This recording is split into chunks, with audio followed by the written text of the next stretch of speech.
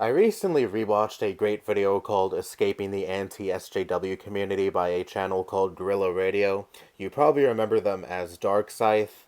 And her video inspired me to make this video because I've noticed lately people have been rather, to put it lightly, off-put by my recent very radical change in political opinions and the certain positions I've held just up until sometime last year or up until just a few months ago that I abhor now and cringe at looking back at.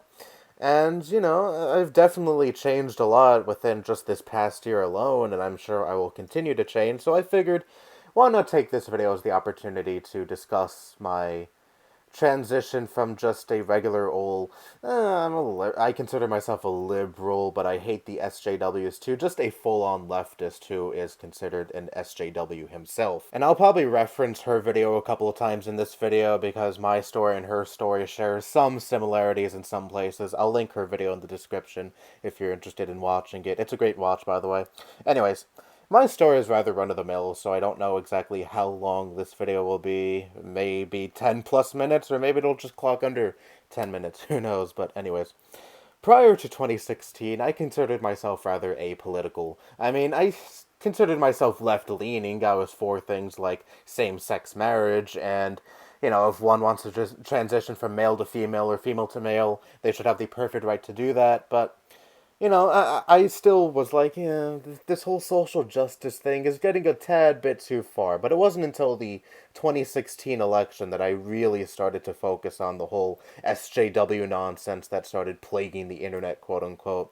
Because quite a few YouTubers I watched at the time, and some I still watch today, like Amazing Atheist or some other rant channels that I kind of sort of watch today, but watched a lot back then, started talking about the SJW, supposed SJWs, more and more, and how they started to become a problem. Oh, they're so sensitive, they're plaguing the media with stupid messages and forcing diversity and things that diversity shouldn't be forced into. And I started really buying into this, and I started to really abhor these people myself. And I started to detest feminism a lot. I would say things like, why do women whine about equality in this country? They got their rights. What right does a man have that a woman doesn't? And I started to laugh off these feminists, and to the point where I remember distinctly, and I've shared this a couple of times on my channel in the past, I believe, but it fits in here perfectly.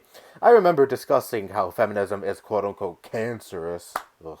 To some friends in high school. We were in a group in class, and there was one girl sitting with us. She wasn't really talking to us all that much. She just happened to be there.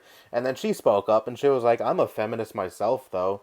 And I remember going, ugh, why? And I started making fun of her. And I feel really bad for this now. But back then, people laughed, and I thought I was hot shit for making fun of this one girl who considered herself a feminist. I definitely don't think I ever became full-on reactionary, but I definitely did hold some rather reactionary beliefs, like you can say racial slurs and homophobic slurs or any other highly offensive slur under the sun. It's okay as long as you masquerade it as a joke without knowing that there are plenty of people online and in real life who use the joke, quote unquote, justification to say these racial slurs when in reality they're masking their bigotry for certain groups of people. And while I don't consider my past edgier self to be a full-on bigot, I was definitely normalizing bigotry with the kind of language I would frequently use in both real life and online, like what Guerrilla Radio mentioned in her video. I definitely developed a very edgy sense of humor with no regard for how people would feel if I cracked these jokes around them. I would frequently get in my real life, and sometimes even online, people saying, could you not crack this kind of joke or use this kind of word or use this certain word in a derogatory context because I really don't appreciate it, man. It really offends me, and I'm part of this group of people that this slur targets in a negative fashion, so I would appreciate it if you don't say this word or don't use this kind of word in this particular context. And I would just say in response, grow some balls. It's just a joke. Come on, you getting offended over just a simple, silly little joke? Again, with no actual regard for how people felt whenever I would use these kind of words. And I remember in the beginning of 10th grade, this kid, where was he from? I think he was from Pakistan, I believe. I don't exactly remember, but it was a Middle Eastern kid. He transferred to my school. He was from a different high school prior in ninth grade. And we were great friends at the very beginning of the year. And then I started cracking ISIS jokes, terrorist jokes, jokes that he didn't exactly appreciate. And yes, they were jokes at his expense just to get people to laugh because I really loved doing that back then. I was essentially a bully. And this kid eventually didn't want anything to do with me. He said I was a racist prick. He said that really didn't like the jokes I would crack at his expense. And he would constantly ask me to cut this shit out. And I would just say, it's just a joke. Don't get so offended. And it came to the point where he cut ties with me. And at the time, I didn't really care. I was just like, I don't need that sensitive pussy in my life. But now I look back at it, and I'm like, he was a really cool friend. And now I'm probably never going to have the opportunity to speak to him again. I don't know his social media. I don't have his phone number. No ways of contacting him, especially now that I'm not in high school anymore and he doesn't go to the college I'm currently in. And even if he did, well, we wouldn't be seeing each other right now because quarantine, whatever. Anyways, bottom line is, I do really regret how I treated this kid now, and that's a pretty big pillar as to why I decided to radically change my views on edgier humor and radically change my views in general because I started to notice I was alienating certain people in my life. Certain people who I considered to be great friends at one point started to not want anything to do with me because of how I would treat them or the jokes I would crack around them or even jokes that I would crack at their expense. And again, at the time, I was so oblivious as to why they wouldn't want anything to do with me. I mean, these are just jokes. I mean, yeah, they're offensive jokes, but they're still jokes regardless, so they should just grow some balls and learn how to take a joke. It wasn't because I was just being a prick and making jokes at their expense and saying things that they don't like, especially slurs that they don't like that are aimed at the group that they are a part of. No, it had nothing to do with that. They're probably just sensitive pussies, and I really didn't. They probably did. I probably didn't deserve to have them around me anyway because of how sensitive they are. It took a while for me to finally reevaluate myself, but in the meantime, I was completely full on the anti-SJW bandwagon. I would overanalyze so many things as just SJW garbage. Like for example, if a movie had a predominantly say black cast or just a cast with predominantly people of color and not many white people, I would see that as just stupid pandering for the quote-unquote woke types. Bear in mind that I've never seen any of these shows or movies that I would rag on and think were quote-unquote SJW, and I still have yet to see these shows and movies because I just have no legitimate interest in them, but I just had a huge hate boner for these kinds of things.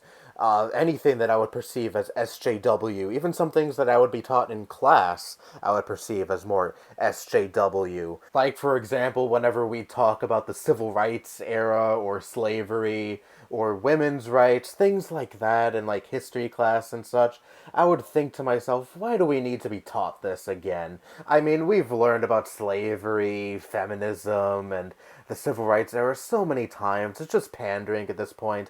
We've learned this shit in elementary school. I'm sure we get it by now. Racism is bad. Sexism is bad. You don't need to constantly teach it to us anymore. I would legitimately think things like this, man. I don't think I've ever actually shared this on my channel before, but I would actually think things like this. It didn't help also that I started watching a lot of SJW slash feminism owned compilation videos and thinking that this made up a good chunk of the left. No, it's not just a little tiny minority that these reactionary anti-SJW types would like to put a magnifying glass on and say, yes, this is all feminism, and I didn't just fall for that hook, line, and sinker. No, this actually made up a good chunk of, or all of, third wave feminism. And I also started respecting content creators like Ben Shapiro and Steven Crowder, even though I didn't agree with them on absolutely everything, but I was still like, these people, quote unquote, I hate using this word in this context, but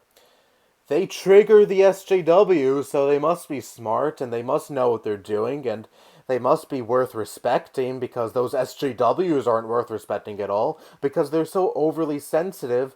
You know, the reason people get mad at people like Steven Crowder and Ben Shapiro must be because they're speaking facts, and people don't like hearing facts anymore. And I think this was also around the time Steven Crowder started his whole Change My Mind series, where he would go to college campuses and debate college students who know fuck all about politics but still want to paint them as the real left. And I would fall for this and be like, yep, this is the left. These are the SJWs that the left is filled with. And around this time, I made a video response to Superwoman. It was a response to some video about how people would assume where she's from or something like that, and it was basically a satirical video, like, here's a geography lesson for racists or something like that. And I remember watching this video and fuming for whatever reason, you know, because it's so preposterous that someone would get offended over someone assuming where your background is from. Ugh, so stupid. Anyway, and I remember watching Steven Crowder's response to this video, and I made my response basically parroting the same response, same talking point Steven Crowder made in that video, and I'm so fucking ashamed of that now. I completely deleted that video a few months back. I also started watching Blair White, the trans YouTuber, a big name trans YouTuber who's not an ally for trans people at all, actually just tries to justify bigoted talking points like transgenderism is a mental illness, you know, and I fell for this too. I was like, this is a trans person saying dysphoria is a mental illness, so it must be true, right? Obviously, like, you can't question what an actual trans person is saying about this, because who would know better about gender issues and trans issues than someone who is actually trans and actually transitioned from male to female?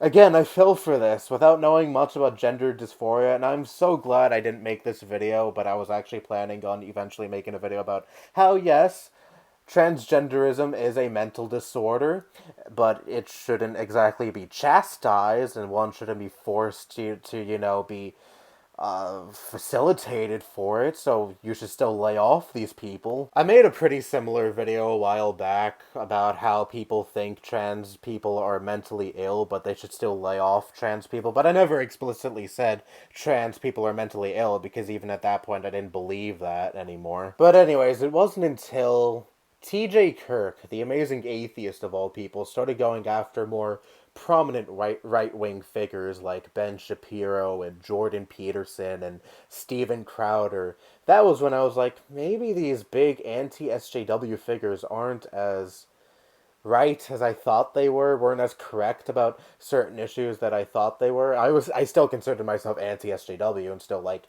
throwing racial and homophobic slurs around, but I was starting to kind of see through the anti-SJW delusion, and I started going through what I would call my enlightened centrist phase, where I would be like, yep, both sides are bad, both sides are exactly the same. I hate SJWs and right-wing SJWs. Look at how much of an edgy centrist I am. It wasn't until I started getting into more leftist content creators like Vosh. I know he's pretty controversial, and yes, I don't like his usage of racial slurs or homophobic slurs or his edgier jokes that I just don't jive with at all, but I still consider him good in most aspects. And Thought Slime and Re-Education, channels like those, much more leftist YouTubers who are anarchists, anarcho-communists, I should say. I thought their content was really interesting and thought-provoking. While I didn't exactly subscribe to the ideas that they were promoting in their videos, I still really liked their content and watched them on a regular basis, because it really got me thinking about a lot of things and helped me reevaluate myself and look back at all the friendships that were tarnished at pretty much the fault of me and think, maybe I wasn't such a great person after all. Maybe I should really stop with the language that I currently use. Maybe I should stop paying attention to the stupid anti-SJW nonsense. So I started taking the things they would say in their videos more seriously and start ingesting more anarchist and leftist content and communist content also, and reading more about these ideologies, and eventually I considered myself a full-on anarcho-communist. And that is the current political ideology I subscribe myself to. I've since cut off certain friends who still relished in that kind of cringy, edgy humor, and some of my friends were actually legit racists and bigots in general, and I really didn't want them in my life anymore, so I cut them out, and I also cut out a lot of these stupid right-wing friends I've had. I've cut off a lot of friends at this point, and I probably will continue to cut off some people from my life in the future who are radically different from me. Yeah, I know. So a lot of people say, oh, if you cut off people for their political ideologies, you're weak. Fuck that noise. If you're gonna associate with racist bigots in general, people who are so radically different than you in such a bad way, like, they're hateful people of the sort, why exactly should you keep those kind of garbage people in your life? If anything, you keeping them in your life shows that you're weak and can't cut people off who are extremely hateful and hold ideologies that you find absolutely reprehensible, but you can't call them out because, oh, they're your friend. Can't call them out at all. Fuck that weak shit. Anyways, this is the only time I'll say this nicely, because I usually have zero tolerance for these kind of people whenever they bring this up with me, but I'll say this once nicely for the only time. If my ideologies are so radically different from yours that you don't want to support me anymore and you think I'm a quote unquote SJW or anything that you find just so terrible, you're more than free to unsubscribe. You're more than free to not talk to me anymore. And chances are I probably wouldn't want you around anyway. There's your chance. Go off, frolic. Go watch Sargon of Akkad or Steven Crowder or Ben Shapiro or the 1000th SJW cringe compilation. You don't have to fucking associate with me anymore. And I'm just gonna be here continuing doing what I'm doing. The rant videos, which will still range, of course, from just silly, mundane, trivial topics to serious political topics that I may have an interest in talking about. I'm always going to have that diversity in my content because honestly, I find making videos on just one set topic kind of sort of boring, so I don't really want to center my channel around one thing. I've always found that pretty boring. But I just wanted to be a bit more transparent about my political views and my transformation in general from someone who was once an edgelord anti-SJW to someone who is a full-on leftist and considered an SJW by quite a few people. So if you were scratching your head wondering what the fuck happened to Mikey, well, you finally got your answer, and it's up to you if you still want to stick by and listen to what I have to say next, or just be like, oh, fuck this guy, he's a commie, I hate him, he's such an SJW, I can't stand him anymore, I gotta unsubscribe. Again, you're more than free to do that, I'm not stopping you. But I know one thing for certain. I'm not going to stop. I'm going to continue to talk about what I choose to talk about, and no one can say a damn thing about it. Anyway, stay safe, stay sanitized, and please, please, please stay as socially distant as much as possible. That's all I have to say. Bye-bye.